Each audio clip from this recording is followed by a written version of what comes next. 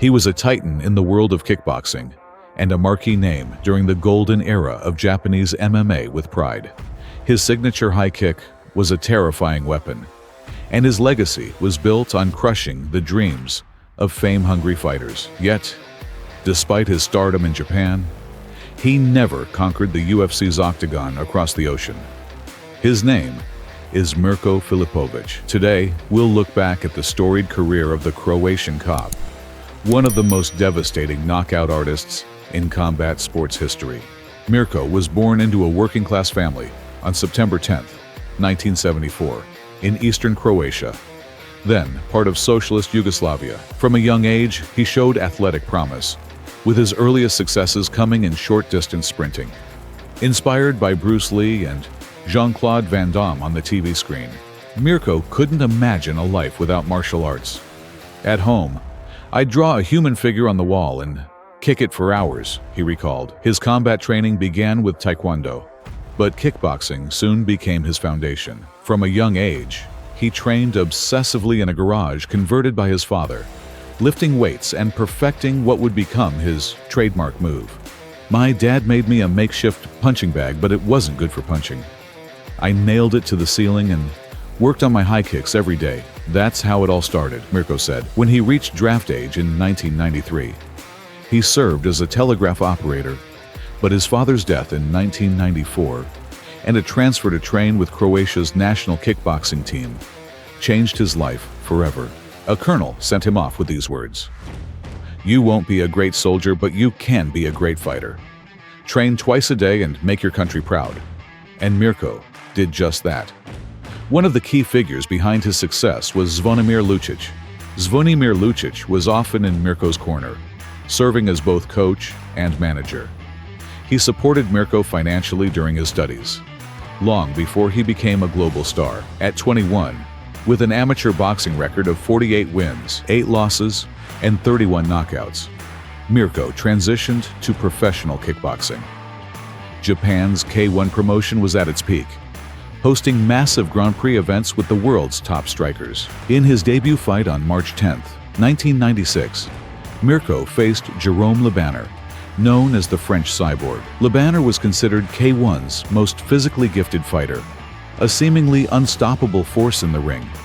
Still, the rookie Mirko won by decision, even dropping the Cyborg with a vicious left cross.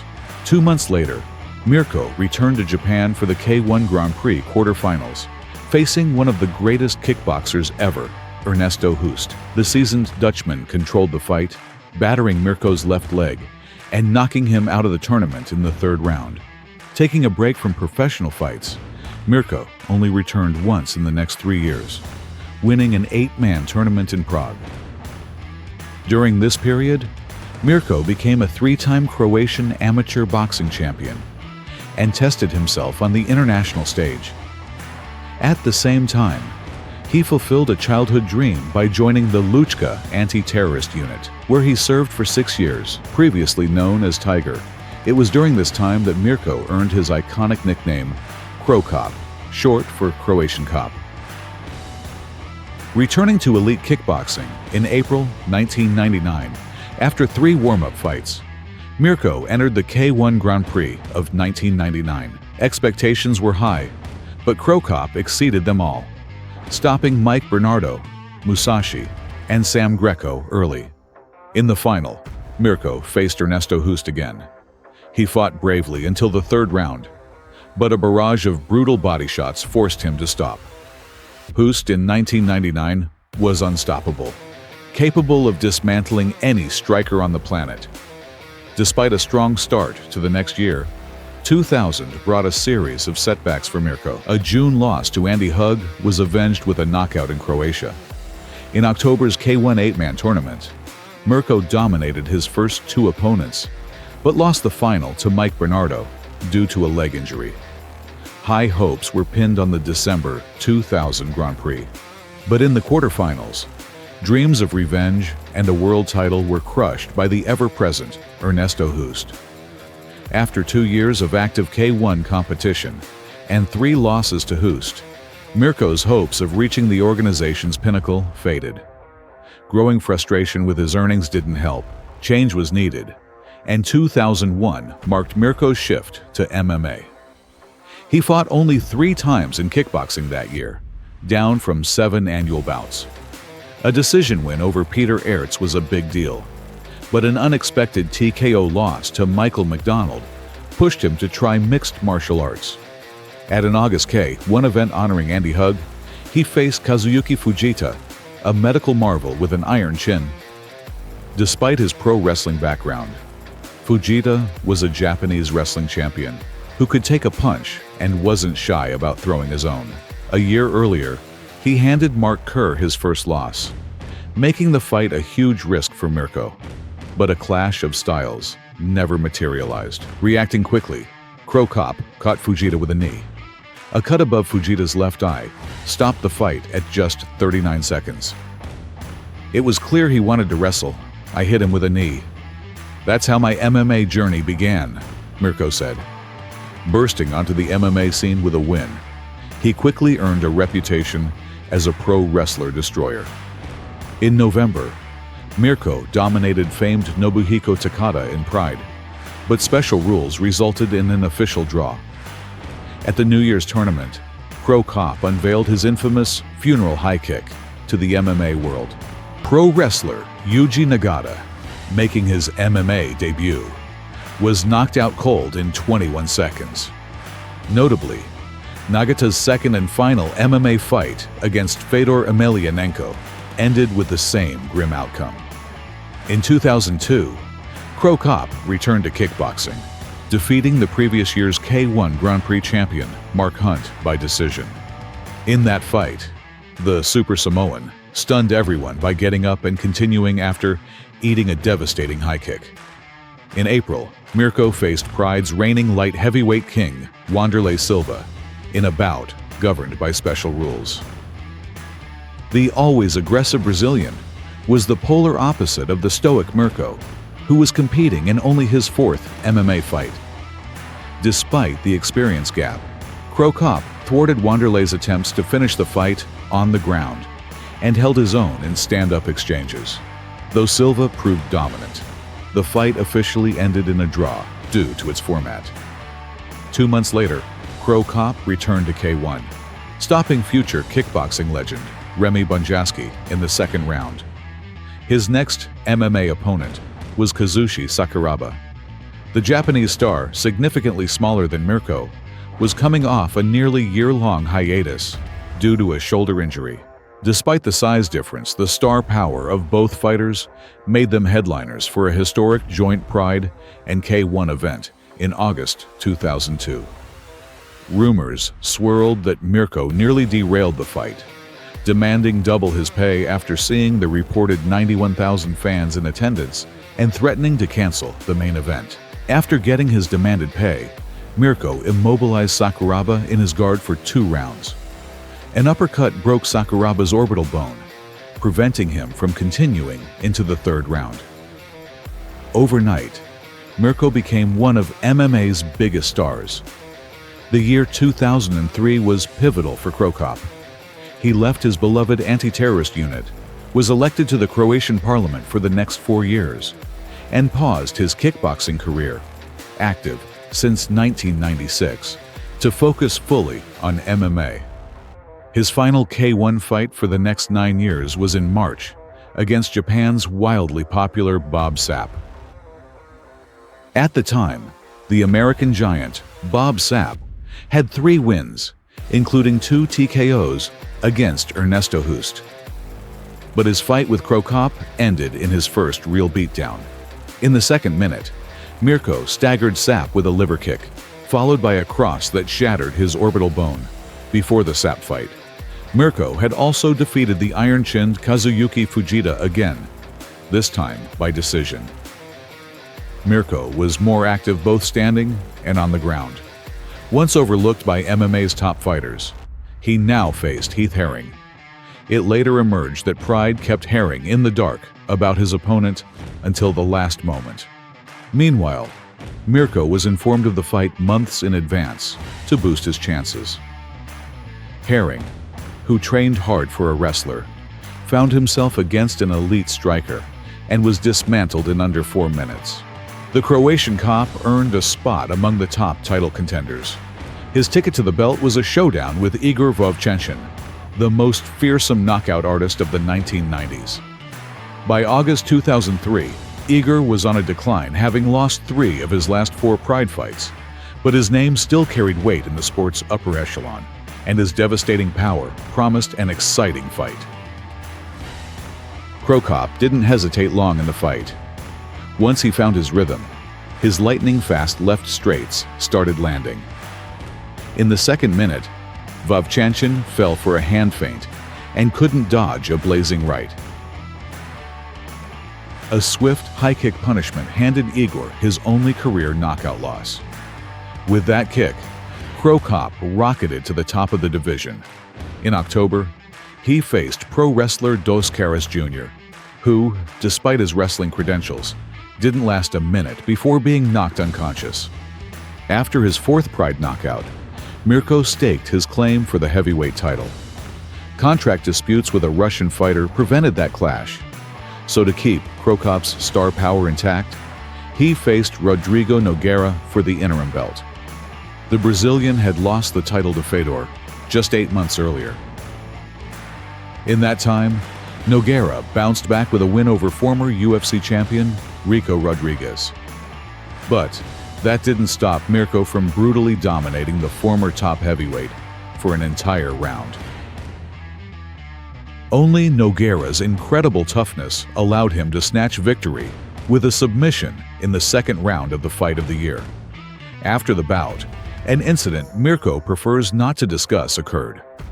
In early 2004, he announced that his manager, Miro Mijatović, was no longer working with him. Around the same time, Mijatović, who also worked with Fedor Emelianenko, was allegedly forced at gunpoint to stop managing fighters. According to the former manager, Cro Cop accepted a large payout to part ways and knew what steps the Yakuza would take. The truth of these claims is unclear, but the incident later surfaced as a major factor in Pride's downfall. Amid backstage scandals, Cro Cop got back to winning with 2 crushing victories. He jumped at the chance to compete in Pride's massive 2004 Grand Prix. In the round of 16, he faced former UFC heavyweight champion Kevin Randleman, who had recently dominated the division below. Few doubted that the wrestler slaying Cro Cop with his monstrous left high kick would win. But that April evening, the monster Randleman stunned 42,000 fans in the arena. Dropping Cro Cop with a devastating left hook, Randleman finished him with a flurry of hammer fists, handing Mirko his first MMA knockout loss and earning the Upset of the Year award. Bouncing back, Cro Cop launched a new campaign for Fedor Emelianenko's belt, starting with a fight against Fedor's younger brother Alexander in August. The undefeated younger Emelianenko had only 3 MMA fights and seemed unprepared for such a jump in competition. Still, he caught Mirko off guard by boxing as a southpaw and playing the aggressor. Once the surprise wore off, Cro Cop's superior skill took over. The fight with Alexander clearly struck a nerve with Fedor. Next, Mirko faced a trio of former UFC heavyweight champions.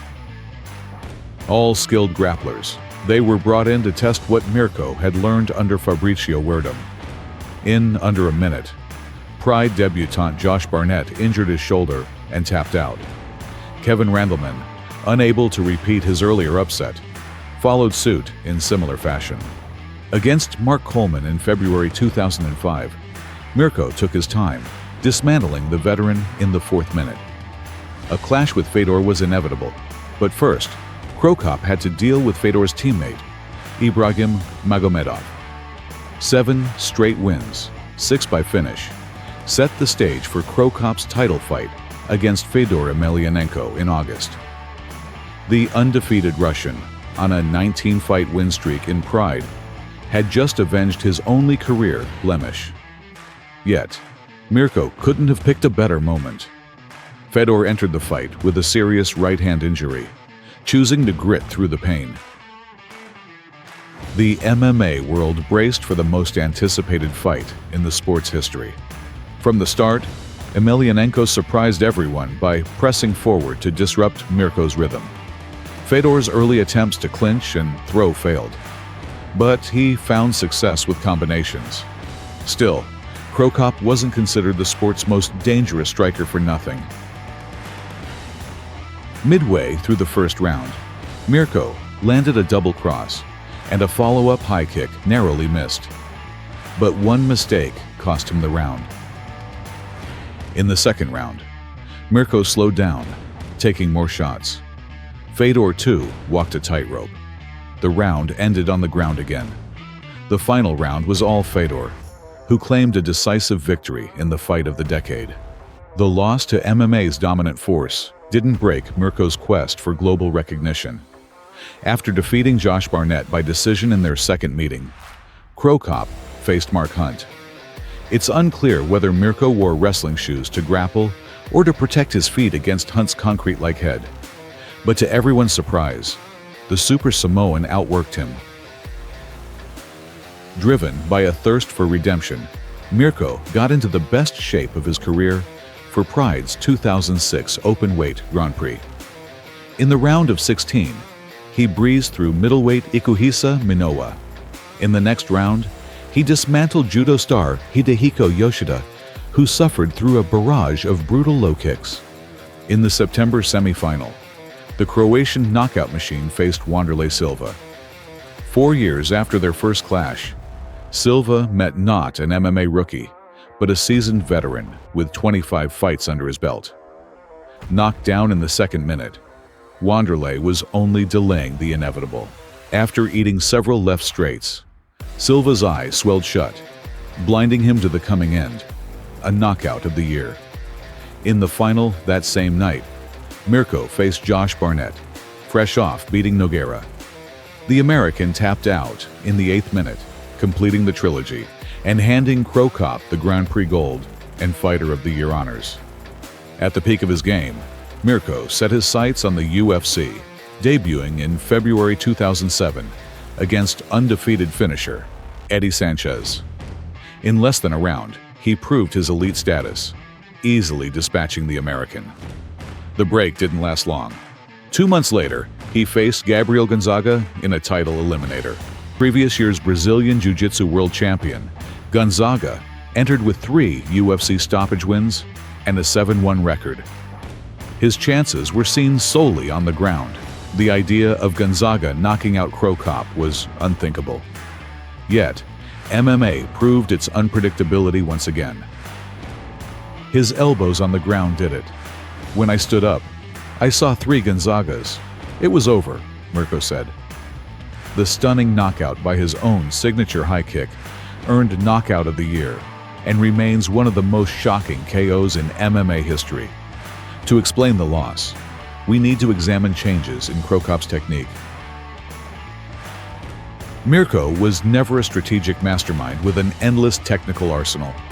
Still, his explosive power and blinding speed were paired with smart tactics. In kickboxing, he threw combinations and varied his kicks freely. But in MMA, he became a pressure-fighting sniper, favoring single, precise strikes.